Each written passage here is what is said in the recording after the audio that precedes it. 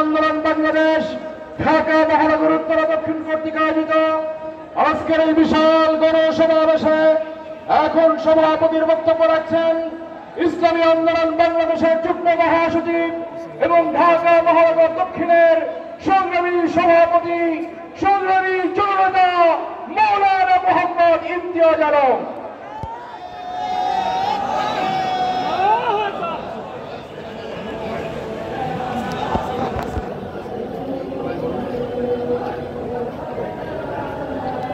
বিসমিল্লাহির রহমানির রহিম।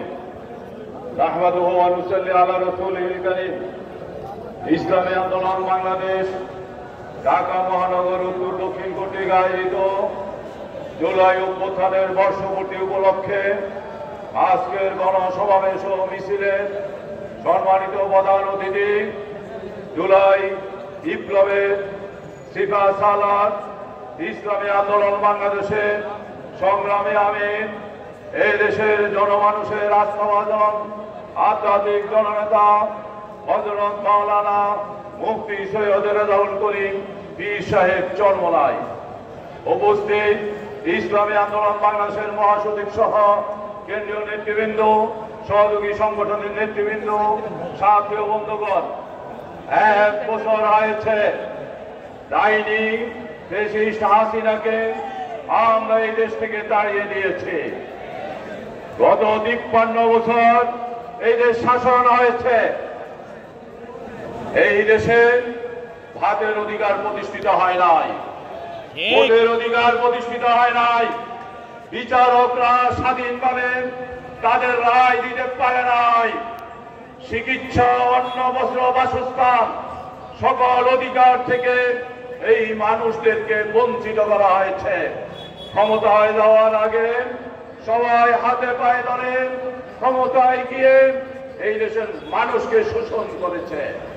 এর কারণ ছিল আমরা এবং এই দেশের জনগণ যাদেরকে ক্ষমতায় পাঠিয়েছেন তারা পরীক্ষিত শোষক এবং জালেম ছিল। 53 বছরে এই দেশের মানুষ স্বাধীনতা অর্জন করলেও স্বাধীনভাবে কথা বলতে পারে নাই। যার আমলে হোক আমরা স্বাধীনভাবে কথা বলতে পারি নাই।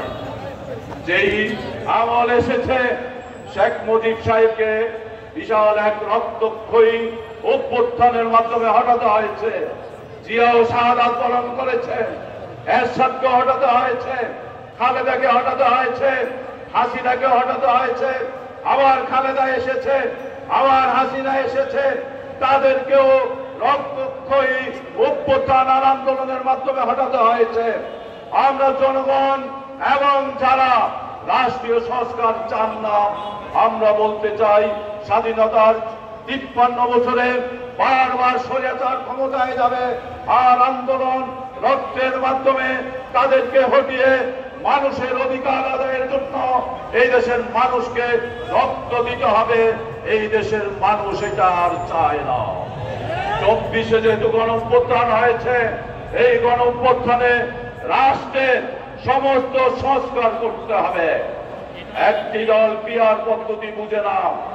4 শতাধিকের অধিক আপনাদের গ্রুপে নিজেদের লোকজনের মাধ্যমে সংঘর্ষের কারণে নিহত হয়েছে। পিআর পদ্ধতি আপনাদের প্রথম প্রয়োজন। যেদিন আপনারা প্রার্থী ঘোষণা করবেন, আমরা তো শঙ্কিত সেদিন কোথায় কি মারামারিতে কত লোক হতাহত হয়। অতএব বিএনপির প্রথম পিআর পদ্ধতি প্রয়োজন। যারা পিআর পদ্ধতি বুঝে না, অবুঝ শিশুদেরকে জোর করে পিআর খাওয়ায় দিলে তারা সুস্থ হয়ে যাবে, স্বৈরাচারী মানসিকতা দূর হয়ে যাবে। বিএনপির নেতৃবৃন্দ এবং কর্মীদেরকে বলবো, আপনারা যদি ভালো হতে চান, আসুন চরমোনাই বিশ্ববের বক্তব্য শুনুন, ওয়াজ শুনুন। তার বক্তব্যের মাধ্যমে দুনিয়ার সকল মানুষ হেদায়েত হচ্ছে, আপনারা হেদায়েত প্রাপ্ত হবেন ইনশাআল্লাহ।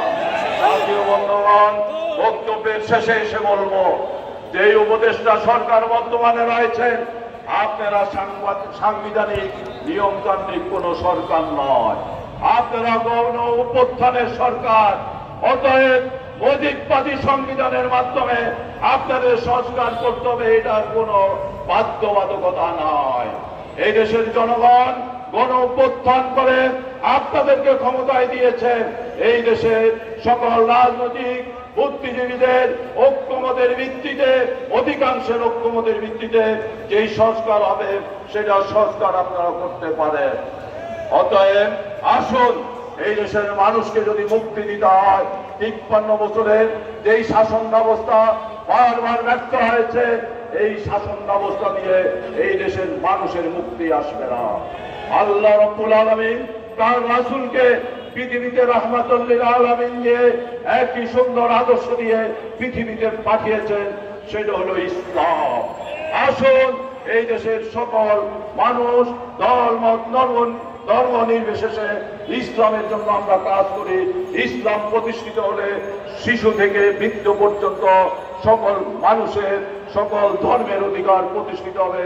আল্লাহ আমাদেরকে সহায় করুন।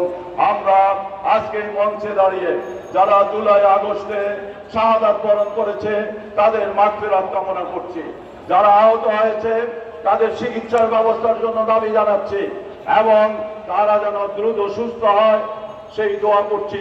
আমাদের আমিরও সেই বিষয়ে আলোকপাত করবেন এবং দোয়া করবেন। সবাইকে ধন্যবাদ। আসসালামু আলাইকুম ওয়া রাহমাতুল্লাহি ওয়া বারাকাতুহু।